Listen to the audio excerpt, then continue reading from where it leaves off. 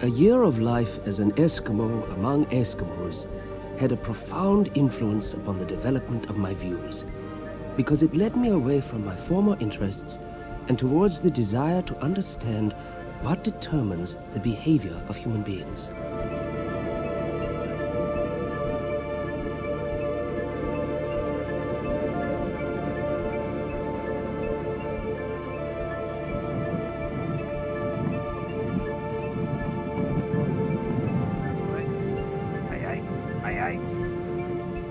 In 1883, a young German scientist called Franz Boas arrived here in the Canadian Arctic.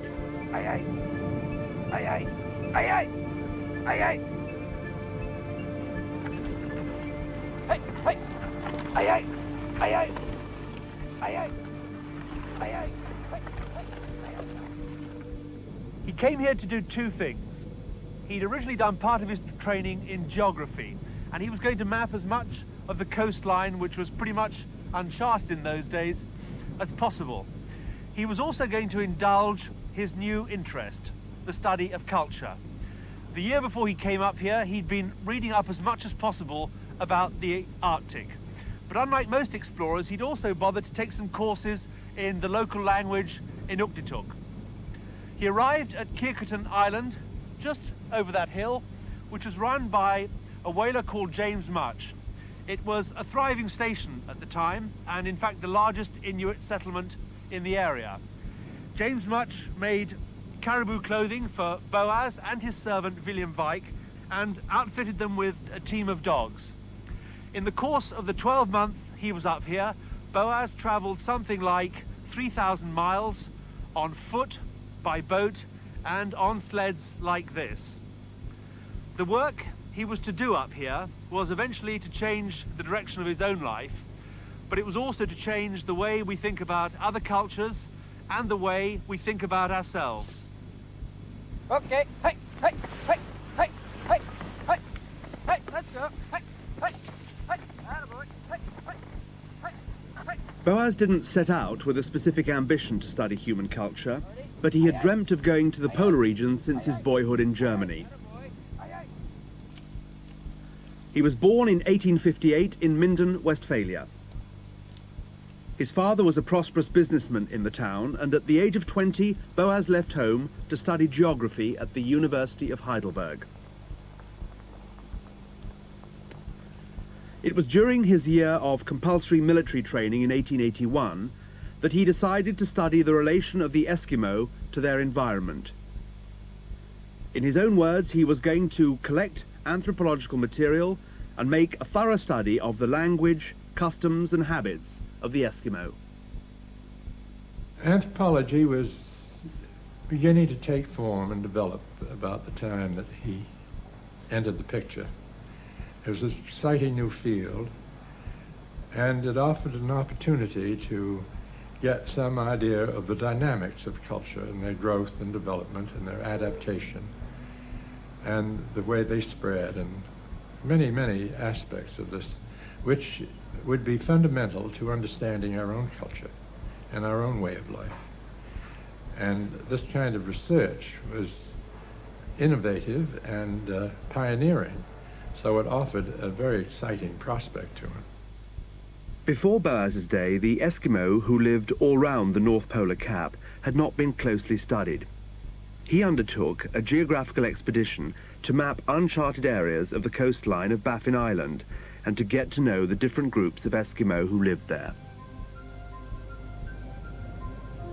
The only way to the Arctic in those days was by boat when the ice had melted, and Boas readily accepted passage to Cumberland Sound on a ship called the Germania.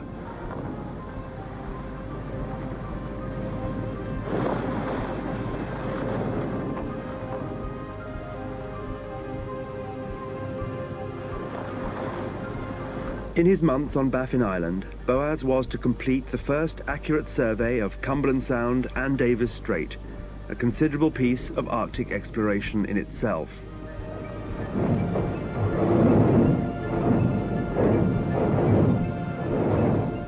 But today the trip is better remembered for his observations of Eskimo life.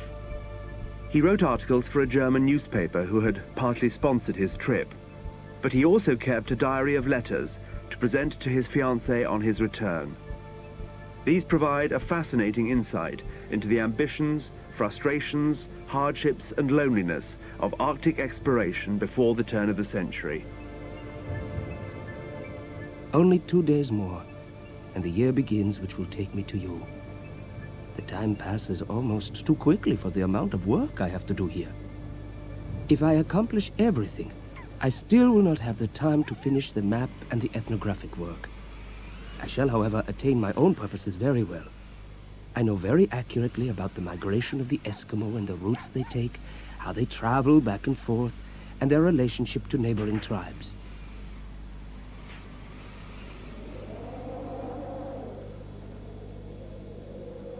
One of the things that intrigued him as a geographer was their detailed knowledge of the landscape, a fact he discovered when he started to chart the coastline. As their knowledge of all the directions is very detailed, and they are skillful draftsmen, they can draw very good charts. If a man intends to visit a country little known to him, he has a map drawn in the snow by someone well acquainted there. And these maps are so good that every point can be recognized.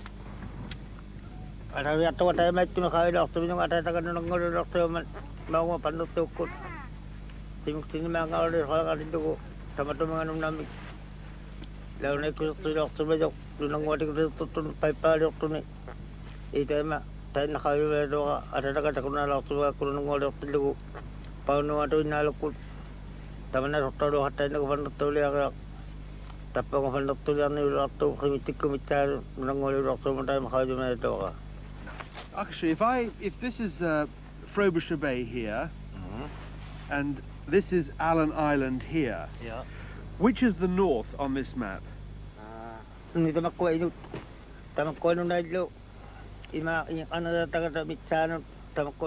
Eskimo exhibit a thorough knowledge of the geography of their country.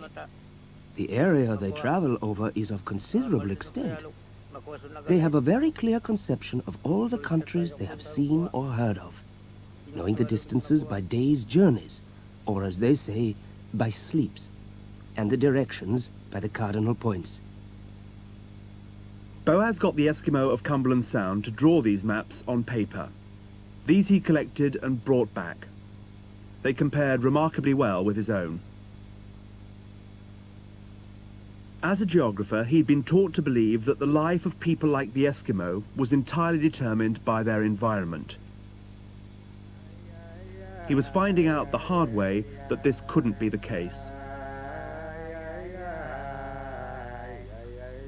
Today I went hunting, but not with exactly splendid success. The only thing I shot was pulled under the ice by the current. There I sat, like an Eskimo, behind my ice hole at the water's edge, and patiently waiting for a head to appear. I cannot imagine what an impression it makes in this cold season to sit so near the edge of the water and to hear the roaring and foaming. Thick fog from the cold water envelops me. At my feet, the water foams and hisses. Only a strong current keeps the water from freezing here.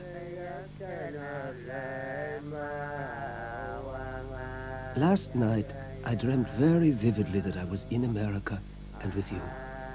The dream was so vivid that I was most disappointed when I woke up in the morning to find myself in the igloo. You must not imagine that such a snow hut is a cold home. It is completely papered with skins, and 2 lamps are kept burning.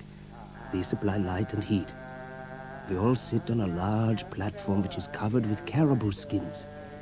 But I think I still prefer a European home. Today I hunted just as an Eskimo, with a spear and all that goes with it. Oksetung was the only one who caught anything. 2 seals, which I immediately acquired. As you see, Marie, I am now a true Eskimo. I live as they do, hunt with them, and belong to the men of Anarnitung. Some Baffin Island communities live a life that is in many ways the same as the one that Boas witnessed in Cumberland Sound almost 100 years ago. And the qualities that so impressed him then are still needed for survival. Today, the populations that Boas called Eskimo are known as the Inuit. For those like Akashu who choose to live a largely traditional life, hunting for food during winter is still precarious, even with a rifle.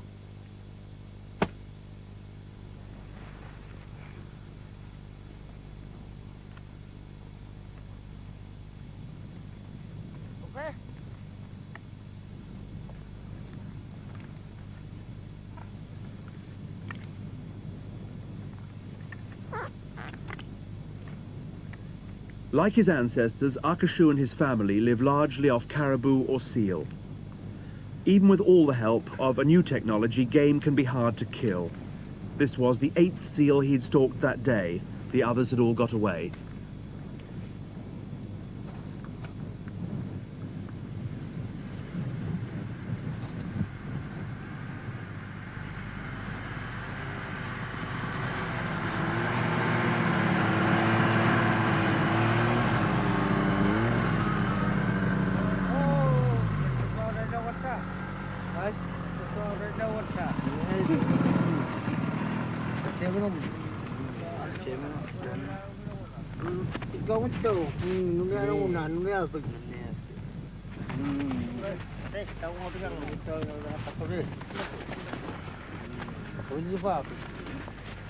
Boas witnessed life among the Eskimo firsthand. It was hardly a case of the gentleman explorer. He saw how much they depended on their environment and how unyielding it could be. But he also depended on them.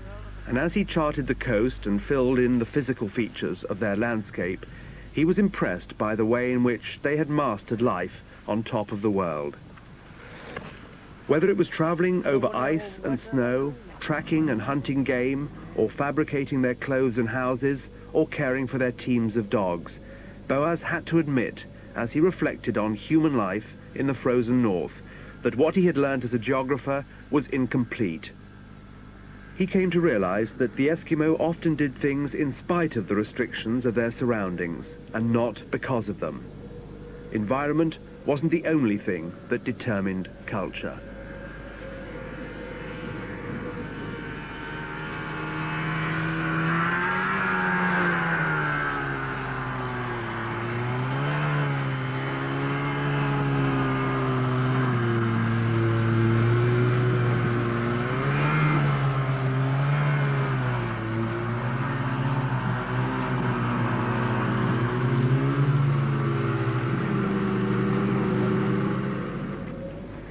Oksetung has caught 2 seals today, and every man in the settlement is to receive a piece. Is it not a beautiful custom among these savages that they bear all deprivations in common and also are at their happiest best eating and drinking when someone has brought back booty from the hunt?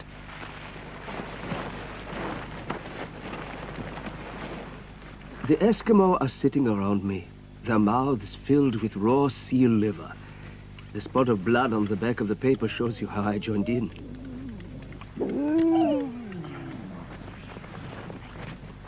I often ask myself what advantages our good society possesses over that of the savages, and find, the more I see of their customs, that we have no right to look down upon them.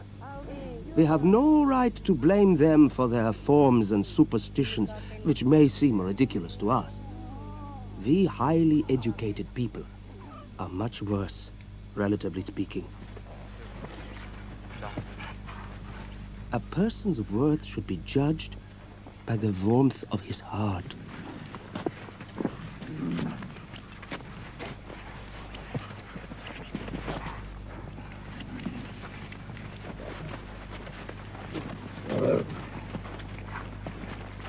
Today, most of the Inuit on Baffin Island live in towns like Frobisher Bay. But this Inuit community, formed around one family, have made the decision to live away from those largely white settlements.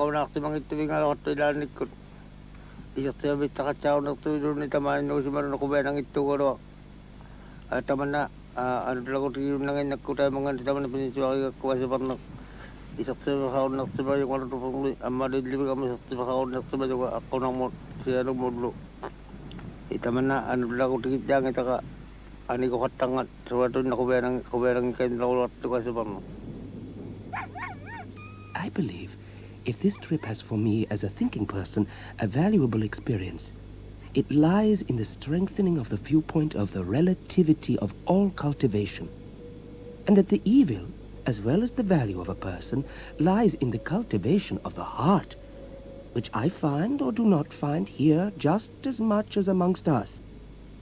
And that all service, therefore, which a man can perform for humanity must serve to promote truth. Indeed, if he who promotes truth searches for it and spreads it, it may be said that he has not lived in vain. In 1885, Boas returned to Germany. I was working in the Royal Ethnographic Museum of Berlin, cataloguing the collection of Bella Coola masks. My fancy was struck by the flight of imagination in the works of art.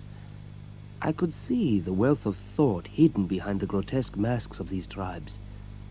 The attraction became irresistible. Because academic jobs were hard to come by for people like Boas, America seemed like a better prospect. His liberal views and Jewish origins counted against him in Germany. They would matter less in a country with so many established immigrant communities. And then there were affairs of the heart. His fiancée, Mary Krakowitza, lived with her family in New York. In America, Boas had found himself a freer intellectual climate, a new home, and a devoted wife. In 1887, he married. He also found himself an anthropological project that was to occupy him for the rest of his life. In 1893, Chicago hosted a World Columbian Exposition. As chief assistant to the anthropology section, Boas arranged for native peoples to show off their cultures. A group of Eskimos, for example, built an igloo and worked their dogs. But now his major interest was the cultures that lived on the northwest coast of America. His ambition to display the richness of native Indian life led on to a job as curator at the American Museum of Natural History in New York. He came here in the late 1890s, and during that time he did a tremendous amount of work in building up the research program. It began with an idea of Boas's to go out and work in the northwest coast and work with the Indian groups there, because they were being endangered of disappearing and their culture disintegrating. We wanted to make as complete a collection of their culture as possible and preserve as much of their material culture as he could. Stretching from Alaska down to northern California, through present-day British Columbia, the tribes of the northwest coast of America were one of the richest and most distinctive areas of cultural wealth that Europeans had encountered.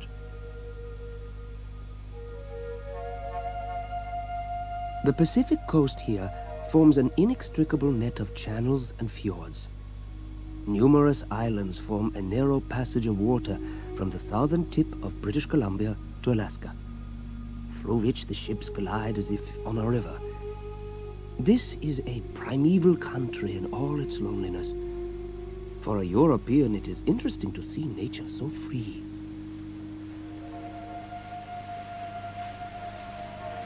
You can understand why anyone might think that environment entirely determines the way a culture develops when you come up here to the Pacific Northwest coast of America.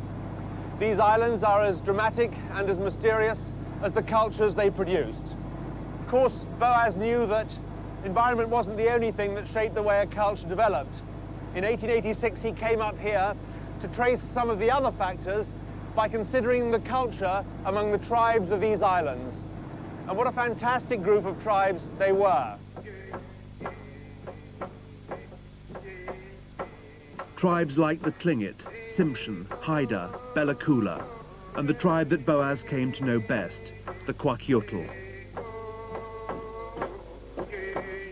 For Boas, this was an exciting area, mainly because of the way in which the tribes were related to each other. On the other hand, there were certain strong similarities in their culture. They shared common customs, beliefs, and ideas. Boas hoped that the pattern of the differences and the similarities between the tribes, as he moved from area to area, would reveal more about the way in which a culture was shaped.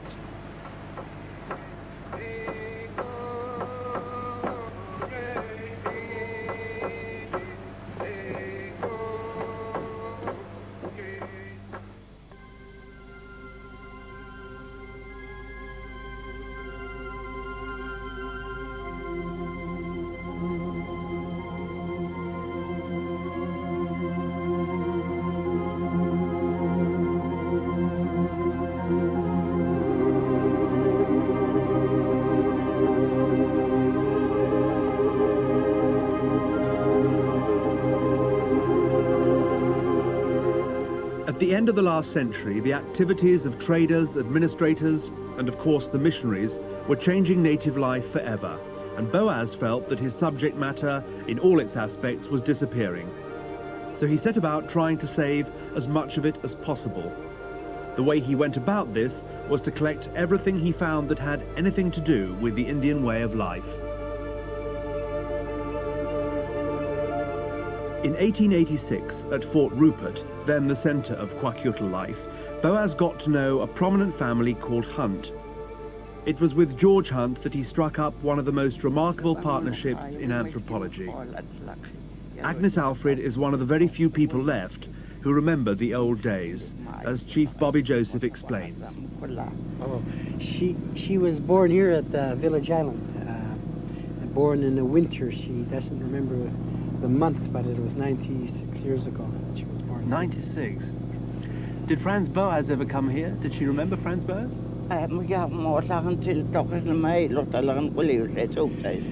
Yeah, she was...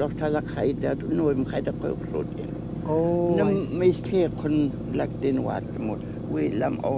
she says that obviously Boas did come here.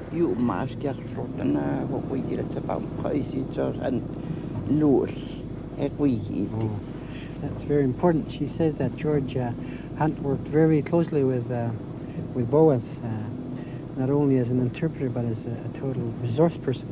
Granny says that had it not been for George Hunt and Boas's effort, that a lot of the traditions and customs now recorded may not have been recorded. Together they were scrupulously to document the world of a culture that nearly vanished. They collected everything they could of Indian life. Boas taught Hunt how to write Kwakiutl, and this meant that whilst he was away from the field, Hunt could continue as the field researcher. They published papers jointly, and Boas later emphasized that Hunt had made an indispensable contribution to his research. In 1901, Boas's experience in organizing the material objects of cultural life, both in Berlin and Chicago, landed him a job as curator at the American Museum of Natural History.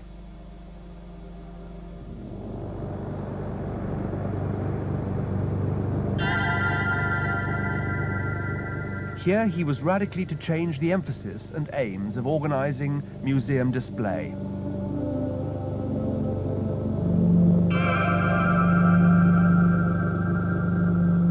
For him, these items should not just be a collection of curios, but rather impart systematic information and provide healthy entertainment and instruction.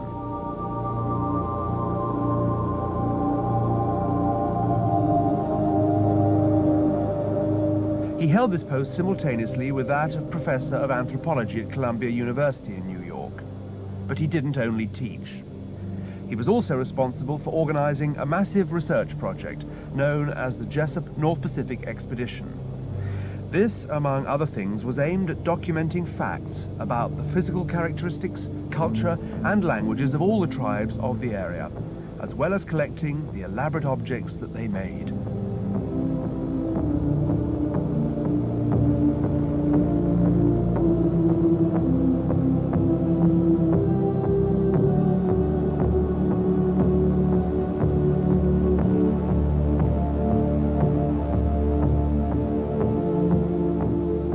If you want to know more about an object, it helps not only if you know how it was made, but what it was made for.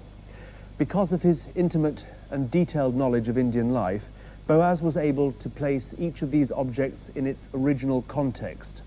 He understood where it fitted into Indian life, so it wasn't just another item in a museum catalogue. This splendid carving, for example, of an eagle, is a representation of a mythical ancestor of a family that Boas knew well living at Fort Rupert. It's a revealing mask, and it shows that from the mythical ancestor, the original and first member of the family appeared on Earth. It's a funeral mask, and 3 or 4 days after the death of a relative, it was used in the ceremony to symbolize the fact that once someone had died, they eventually returned to a land where all members of that family were once again eagles. The ancient and elaborate cultural life of peoples like the Kwakiutl was recorded in minute detail by Franz Boas. Fortunately, we also have a visual record of what some aspects of life actually looked like, as one of Boas's contemporaries was the great photographer of American Indians, Edward Curtis. Curtis had been traveling around America, making a photographic record of every remaining Indian tribe. As there were enough people alive who remembered the old ways, Curtis commissioned Indians to recreate life as it used to be. These were usually dramatic events, like the landing of war canoes or performing of ceremonies in an authentic fashion, and he paid them to make all the necessary traditional objects. Although it was recreating the past and frowned upon by Boas, it did place on record just how elaborate ceremonial life had been.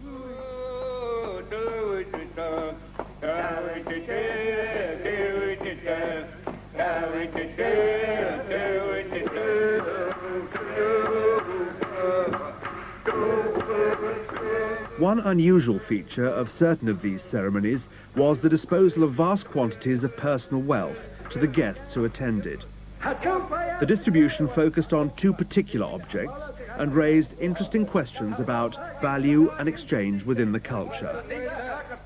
Knowing what objects are doesn't always tell you everything about them. This piece of copper in the shape of a shield, for example, was almost certainly never used in combat. And this amazingly intricate and beautiful blanket of mountain goat's hair was not designed to keep people warm. They're ceremonial objects, and particularly fine examples of their kind. They have great value for collectors of native art today.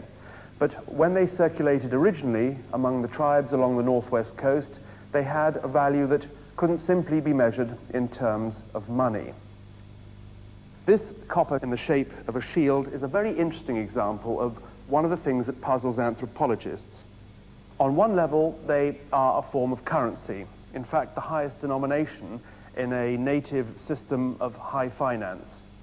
On the other, they are ceremonial objects, objects of great prestige. To own them is an honor. A lot's known about each individual copper. We know who made this one, for example. We know that it was called the killer whale copper. They could be bought or sold, they could be exchanged, they could even be given away, and very often they were actually cut up and pieces of the copper were distributed. Very often they were even thrown into the sea as a flamboyant gesture. All of this behavior went on using the copper as a token of exchange in a ceremony both lavish and complex that has earned these tribes a lot of attention from anthropologists, and rightly so, because it was at the focus of their lives. That ceremony was called the potlatch.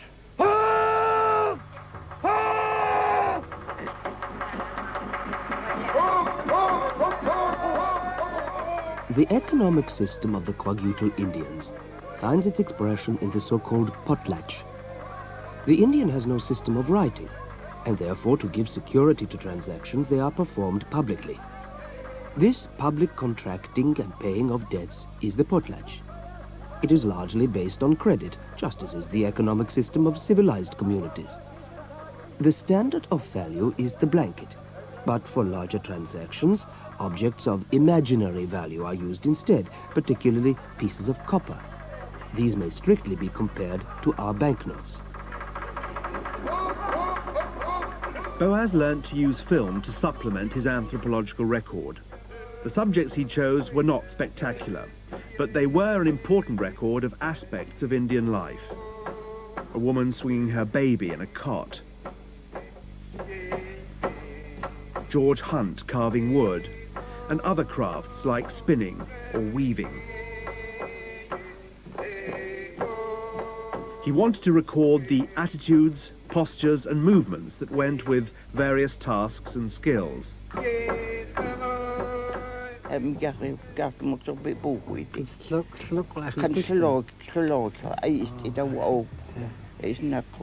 She's not that optimistic that it may survive, although she's encouraged by the numbers of people who still hold our traditions and our beliefs strongly, and those are demonstrated through contemporary potlatches now being held every year by young people. So she's encouraged by that, but she's not certain if that way of life will sustain itself.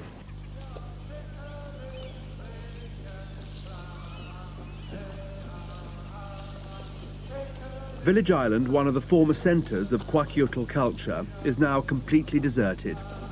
Bobby Joseph recalls life as it was. Part of the reason for the exodus from these places, like Village Island, social pressure to change, to adopt the white man's way. And we were taught and told that the way to do that was to become educated and to be productive and be employed all the time. So people went with their children to places where there were learning centers where they thought there would be a better chance for their children to survive, you know. What sort of houses were these? So these were communal houses, two-room houses where a family of 5 or 6 might live, you know. These would probably be the first houses here, and you would notice that a lot of them were built along the foreshore. Because they were seafaring people, they just loved being close to the water, you know. This village is quite famous for the potlatch that it held once upon a time. Yeah, one of the most famous potlatches ever held was held in 1921 by Chief Dan Cranmer, where the authorities, including RCMP and the Government of Canada and missionaries, chose to prosecute those participating in that potlatch Because it was already Once and banned. for all, yeah, and once and for all trying to stamp it out like it had already been banned by then. So what happened to the people who taken part? Oh, quite a few of them were prosecuted and jailed. There were over 22 people who went to jail, and others gave up their... The Kwakiutl are not satisfied with the symbolism of their heraldry, but like to add a dramatic touch to their representations. This appears most clearly in the images which their chiefs set up on high poles fronting the houses, and in others which are placed in the center of the house in feasts. They are intelligible to the audience, but their meaning is further elucidated by songs, speeches, and actions. This totem pole stands in the middle of Kwakiutl territory here on Village Island. It's the ultimate proclamation of Indian identity. But it's not the size so much that impresses us, it's the fabulous wooden carvings. And they're literally fabulous. Each one of these animals comes from a fable to which the family for whom this pole was made could lay claim. They are crests, if you like. In this case, the family could lay claim to killer whale, raven, wolf, and grizzly bear. This pole represents the status and the identity of the family that commissioned it. The fables and the animal emblems would be full of meaning for the man, his family, his friends, his allies, and for his rivals. Some of these villages are now deserted, and the meaning of most of these symbols has faded from memory, so it's tempting to think that the culture is dead. But because of anthropologists like Boas, and of course the people themselves, the culture is very much alive and well. In fact, it's undergone a revival. Among the most prominent families involved in keeping the traditions alive are still the Hunts. The artist Richard Hunt is descended from George Hunt, the man Boas trained to observe and record his own culture.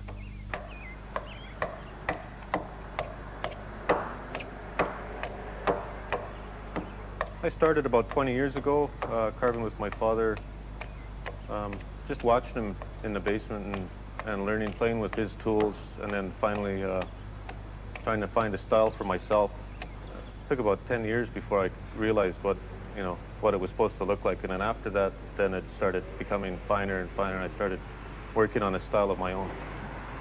I see myself as a traditional artist because I still make pieces that are used in potlatches that people order to be used. That's the meaning comes out when people ask you to carve something for them. Now, if I wasn't carving the right thing, I wouldn't be getting asked very many times to do carvings for people. So, Do you think anthropologists like Boas have helped keep the tradition alive at all? yeah, he kept a good record of the dances, the uses of the masks, because some of the masks we wouldn't know how they would have been used unless we looked at what he wrote. And because all the older people are going now, so there's not really enough of them old people to tell the young people how the things should be done. So by reading Boas, you find out a lot. Boas either overestimated the likelihood of all cultural knowledge disappearing, or he underestimated the Kwakiutl. People can today go back to his films, written works, and even the photographs he posed for to find out aspects of their own heritage that have been forgotten, but a great deal of tradition has been handed on from generation to generation in the old way.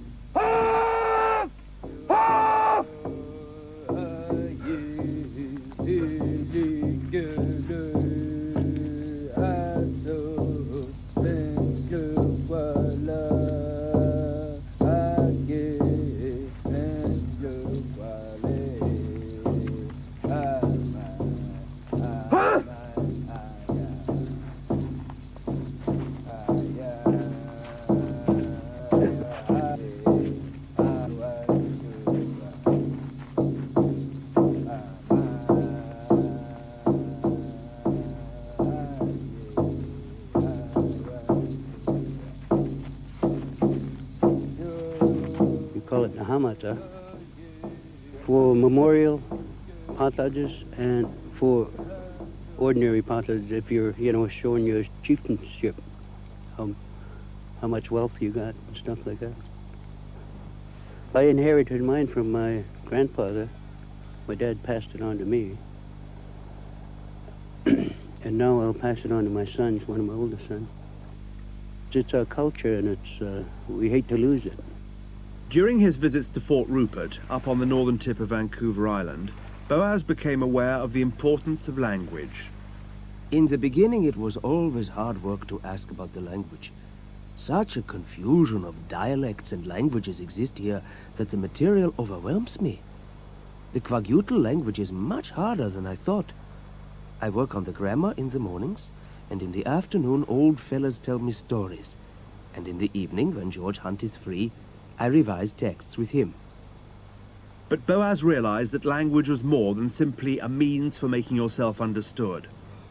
He was becoming aware of the role of language as a vehicle for transmitting cultural identity itself.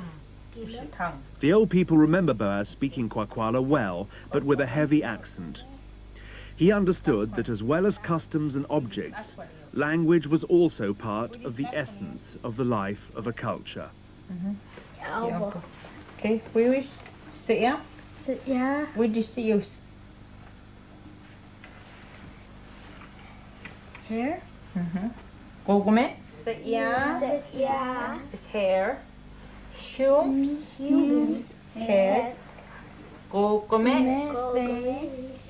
Aan. An.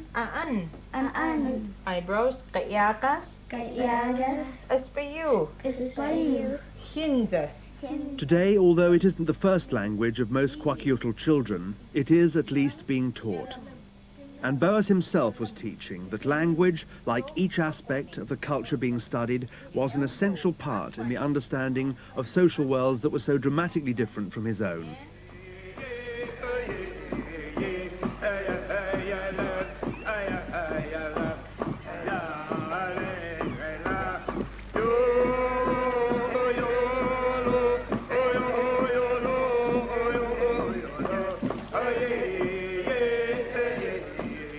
His students were encouraged to see their own society in the context of a much wider range of possible social worlds. In the United States of the early 1900s, this wasn't just a subject of academic interest, for people of very different ethnic backgrounds were arriving in vast numbers. But these immigrants didn't only provide justification for cultural anthropology to be taught at university. For Boas, they were ideal material for another of his interests, the biological aspect of human beings, what their physical characteristics were like, their shape, size, colour, growth, and so on. He was interested in the way these features changed as different populations intermarried. Among other things, he wanted to see in what way environment influenced this process, and in New York there was a laboratory for investigation on his doorstep. This is the Great Hall on Ellis Island. Something like 16 million immigrants at the beginning of this century. It was the legal gateway to a new life in America. They came in their hundreds every day to this island and sat and waited to be processed in this hall. They had to answer in English where they came from, how old they were, whether they had any serious diseases, how much money they had, whether they had new jobs to go to, whether they were prostitutes, whether they were anarchists. In 1908, they were asked another question, depending on whether they came from Europe or not. That was whether they minded if someone took some measurements of their bodies and heads.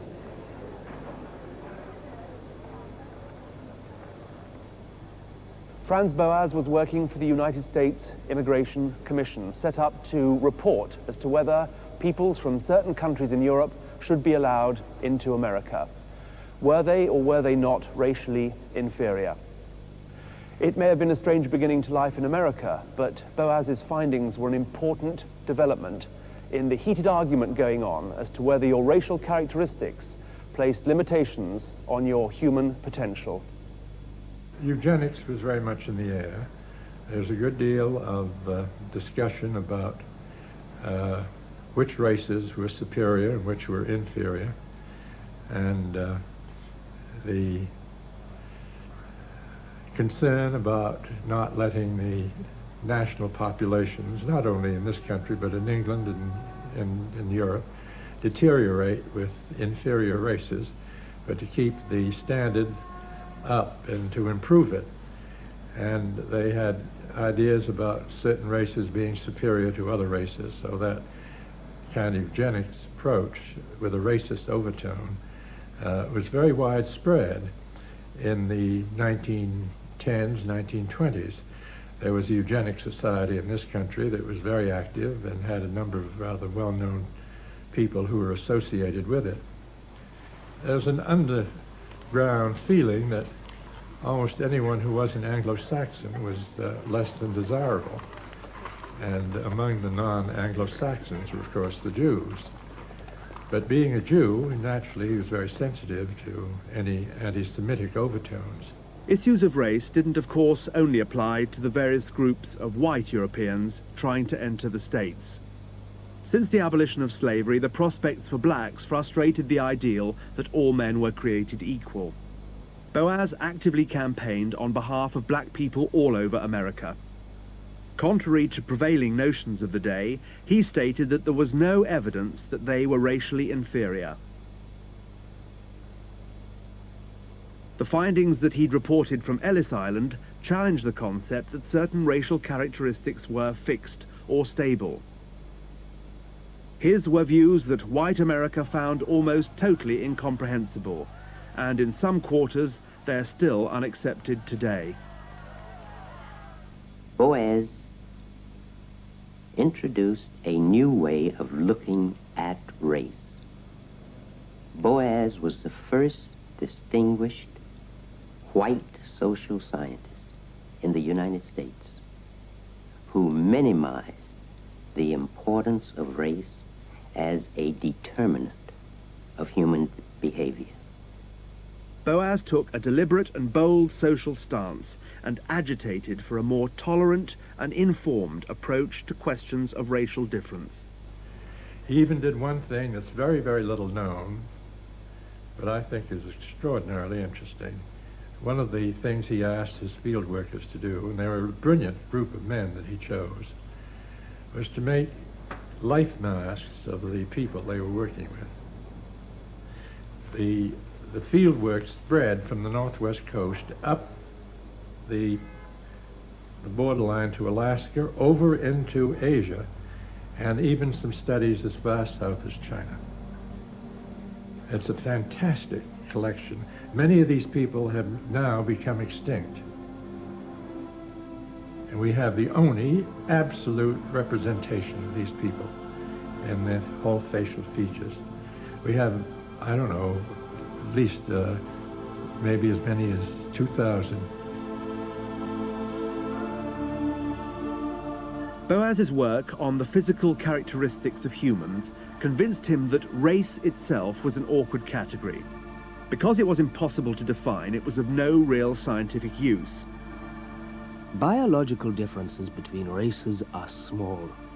There is no reason to believe that one race is in nature so much more intelligent and endowed with greater willpower, nor emotionally more stable than another. Franz Boas taught at Columbia University for half a century. The list of his students who went on to set up and teach the subject along his lines at other universities reads like the who's who of American anthropology. By the time of his death, he was rightly regarded by scholars from all over the world as the founding father of American anthropology. I can still remember quite vividly what happened that day, December 21st, 1942. Boas invited a few persons to a luncheon with Rivet at the faculty club at Columbia University. It was an extremely cold day, as a matter of fact, one of the coldest days I can remember, and Boas arrived early from his home, his Grantwood, on the other side of the Hudson. He was wearing, I remember, a very dilapidated and discolored fur cap, which probably dated back to his time with the Eskimo 50 years earlier. Boas was in very high spirits, and luncheon started quite gaily. And then, all of a sudden, Boas was struck by something like an electric shock. He pushed violently and fell backward on the ground with his chair. And I was seated by his side, and immediately I tried to help him, but he was dead.